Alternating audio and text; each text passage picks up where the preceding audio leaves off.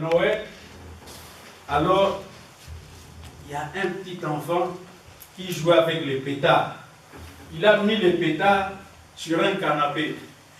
Et quand il a allumé les pétards, le canapé a pris feu. On était, je crois, au 5e ou 6e niveau. C'est là où le canapé a pris feu. Et maintenant, nous, on ne savait rien. On était en face, on était dans la maison. Or, déjà dehors, il y avait des gens qui sortaient, qui couraient, qui disaient que sortez, il y a des feux dans l'immeuble, sortez. Nous, on ne savait rien. Tout d'un coup, il y a mon ami qui s'est levé, il va ouvrir la porte, il y a la fumée noire. Ce n'est pas le feu qui tue, mais la fumée. Cette fumée a commencé à tourner. Il venait là où on était. En tout cas, le reste, il fallait qu'on les laisse, qu'on s'est sauvés. On a couru. Mais comme l'a dit la Bible, là où il y a ton trésor, là où il y a ton cœur, il y avait un jeune homme.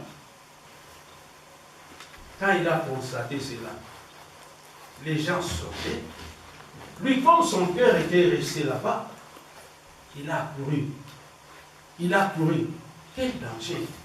Il a couru pourquoi? Parce qu'il avait laissé son argent là-bas. Il a couru. On l'a empêché, il a dit non, vous ne pouvez pas m'empêcher. Il faut que j'aille là-bas.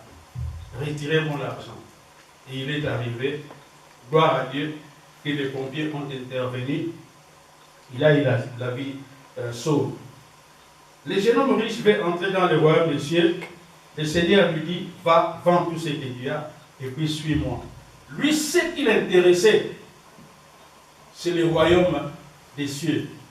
Et quand Jésus lui a dit, va, vends tout ce que tu as, et puis suis-moi, il est devenu triste. Or, que nous dit la Bible? La Bible, dans Colossiens 3, au verset 1, nous dit ceci: nous devons nous affectionner aux choses d'en haut. Les chrétiens doivent s'affectionner. Nous devons, je vais lire ce passage, Colossiens 3, verset 1 à 3. Il est écrit ceci: si donc vous êtes ressuscités avec le Christ, cherchez les choses d'en haut, où Christ est assis à la droite de Dieu. Affectionnez-vous aux choses d'en haut et non à celles qui sont sur la terre, car vous êtes morts et votre vie est cachée avec Christ en Dieu. Si on est né de nouveau, né de cœur, on cherchera les choses d'en haut et pas les choses qui sont sur la terre. Et le jeune homme riche était affectionné, il était attaché, se séparer avec l'argent, suivre le Seigneur, pour lui, ça ne pouvait pas marcher. Il est rentré triste. Va vendre tout ce que tu as. Il n'a pas accepté cela. Il a dit, on veut me dépouiller. Et c'est ce que le monde dit. C'est ce que ceux-là qui ne connaissent pas Dieu dans la cité disent aux chrétiens. Vous ne voyez pas qu'on est en train de vous dépouiller? Vous ne voyez pas que l'Église est en train de vous appauvrir? Si nous venons à l'Éternel, parce que nous savons que notre vie tout entière appartient à l'Éternel. Et tout ce que nous avons, nous le recevons de la part de l'Éternel. Il n'y a rien que toi tu as reçu ou moi j'ai reçu, que je n'ai pas reçu de la part de l'Éternel. Si nous suivons le Seigneur, parce que nous savons, qu'on le veuille ou pas, il avait dit, je m'en vais vous préparer une place. Je reviendrai pour vous prendre. Ça, c'est la promesse que le Seigneur nous a faite.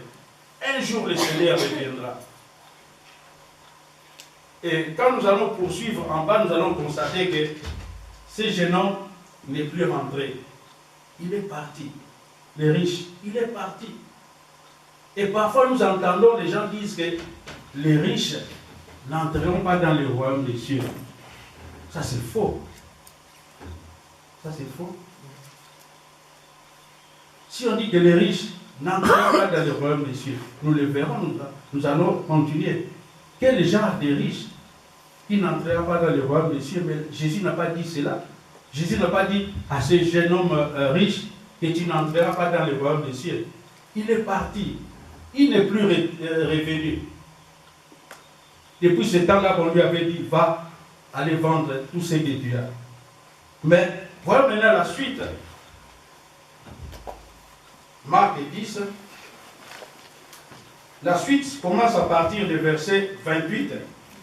C'est là où nous allons comprendre. Pierre s'est mis à lui dire, Marc 10, verset 28, nous avons tout quitté. Nous l'avons suivi. Jésus répondit, je vous le dis en vérité, il n'est personne qui ayant quitté à cause de moi et à cause de bonnes nouvelles sa maison, ou ses frères, ou ses sœurs, ou sa mère, ou son père, ou ses enfants, ou ses terres, ne reçoivent au centuple. Alléluia. Ce jeune homme riche, lui s'intéressait seulement au royaume des cieux. Mais Jésus lui dit, tu ne peux pas entrer avec ces choses-là que tu as. Ce qu'il avait oublié que Jésus-Christ est la source. Jésus-Christ est la source de tout. Ce qu'il avait oublié que si je vends tous mes biens que j'ai, je les donne aux pauvres. Je suis Jésus. Jésus-Christ allait me remettre cela au centuple.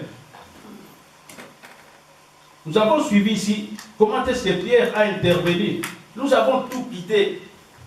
Qu'est-ce que nous aurons pour te suivre? Jésus a dit à ce jeune homme, suis-moi.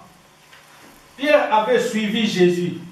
Ils ont tout quitté. Il a abandonné, spécialiste professionnel de la pêche. Il vivait de la pêche dès son enfance. Mais quand il a rencontré Jésus, Jésus lui a dit, suis-moi. Il a suivi Jésus. Et quelques temps plus tard, il pose la question au Seigneur, habitué à la pêche. Nous t'avons suivi, nous avons abandonné la pêche. Qu'est-ce que nous allons avoir en te suivant? Voilà le Seigneur Jésus qui lui dit que vous aurez, si vous me suivez, ce que vous avez abandonné, vous l'aurez au centuple.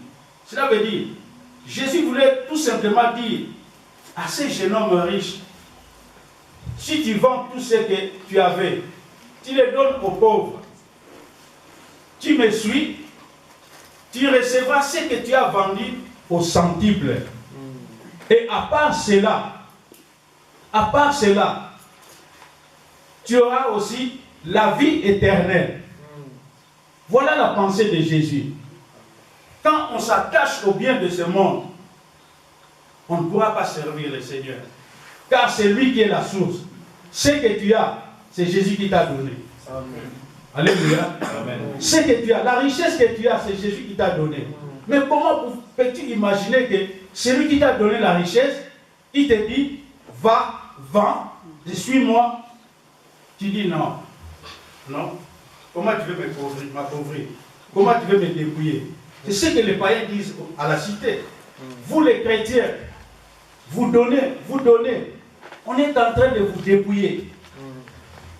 On est en train de vous rendre pauvres.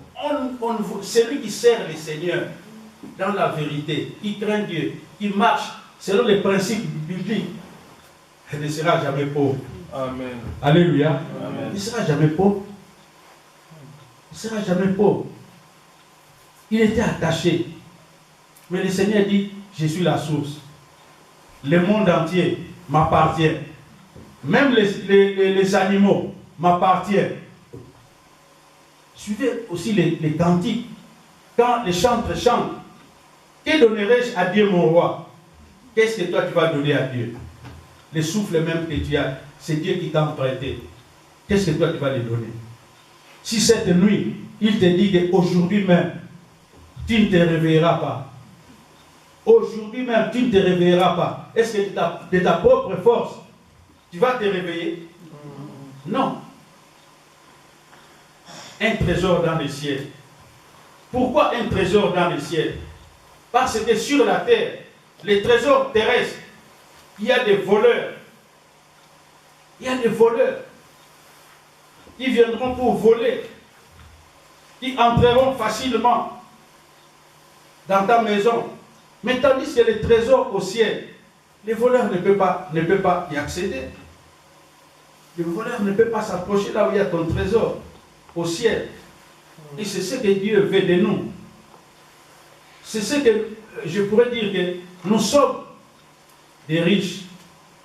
Mais, car la Bible dit que nous sommes héritiers du Christ. Dis-moi aujourd'hui, quel est l'enfant d'un riche ou bien d'un président que tu as vu au monde en train de fouiller dans les poubelles? Quel est cet enfant-là? D'un président de la République ou bien d'un ministre que toi tu as vu en train de demander ou bien en train de chercher quelque chose dans la poubelle? Il n'existe pas. Mais nous sommes les enfants les plus riches, c'est le Seigneur. Pourquoi nous vivons cette situation? Pourquoi rien ne marche? Pourquoi nous sommes bloqués? Parce que nous sommes attachés à maman. Nous servons le Seigneur, mais nous ne voulons pas nous détacher de maman. Nous servons le Seigneur, nous voulons des bénédictions, mais nous ne voulons pas servir le Seigneur. Vous savez, quand on parle des trésors, on peut parler des semences. La semence. La semence, ceux-là qui ont fait l'agriculture connaissent l'importance de la semence. Dieu a mis à notre disposition tout. Mais malheureusement, nous avons tout bouffé. Nous avons tout bouffé. Et c'est ce qui fait que nous appauvrissons. La semence, quand quelqu'un a la semence, c'est pour s'aimer. On ne donne pas la semence. Si on a la semence, après un récolte, quand on a semé, après un récolte, on va chercher à garder la semence pour l'année prochaine. Quels que soient les problèmes, quelle que soit la famille qui va arriver à la maison, on n'utilisera pas la semence. Mais nous, les chrétiens d'aujourd'hui, nous utilisons la semence que Dieu nous a donnée. Quand l'an prochain viendra, au lieu d'aller s'aimer, nous n'avons rien à s'aimer. Parce qu'il faut s'aimer. S'aimer dans les champs de Dieu. Nous devons s'aimer dans les champs de Dieu.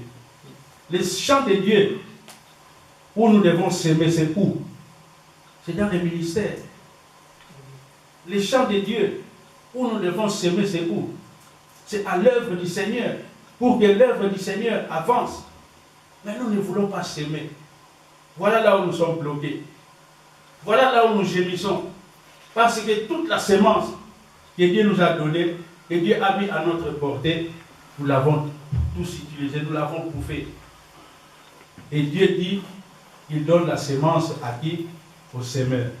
Alléluia. Dieu donne la semence au semeur. Dieu ne donne pas la semence au mangeur. Si Dieu sait que tu manges la semence, tu n'en auras plus. Alléluia. Dieu n'a pas dit donne la semence au mangeur. Nous devons nous repentir. Nous devons nous repentir devant l'Éternel. Nous sommes des riches. Nous sommes des riches. Mais nous nous approvisionnons. C'est comme quand nous envoyons des choses en Afrique auprès de nos frères. Regardez les comportements.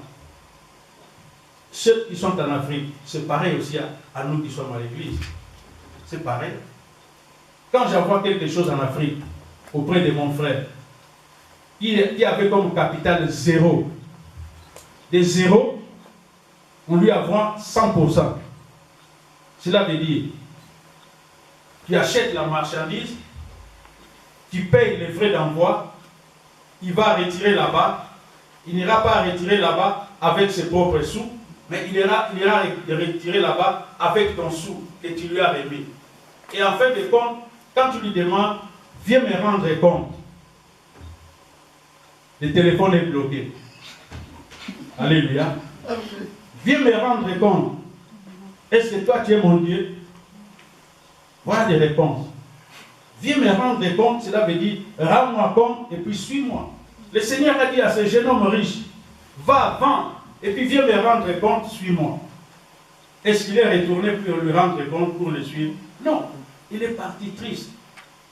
Et en partant triste, ce jeune homme, ce qu'il allait réussir 100 fois, il a perdu. Donc s'il avait vendu, s'il avait remis cet argent-là aux pauvres, s'il avait suivi Jésus, il allait avoir son trésor terrestre multiplié par 100.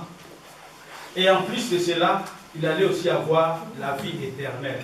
Or, lui, il a raté et la vie éternelle, il a raté et les trésors au centuple, il a dit au centuple, il a tout raté à cause de la dureté de son cœur. À cause de la dureté de notre cœur, nous ratons beaucoup de choses. Voilà pourquoi Dieu l'a dit déjà dès le départ dans les livres de Genèse, le cœur de l'homme. Cette dureté ne commence pas d'aujourd'hui. Cette dureté commence dès le commencement. Le cœur de l'homme est mauvais. Le cœur de l'homme pense toujours au mal.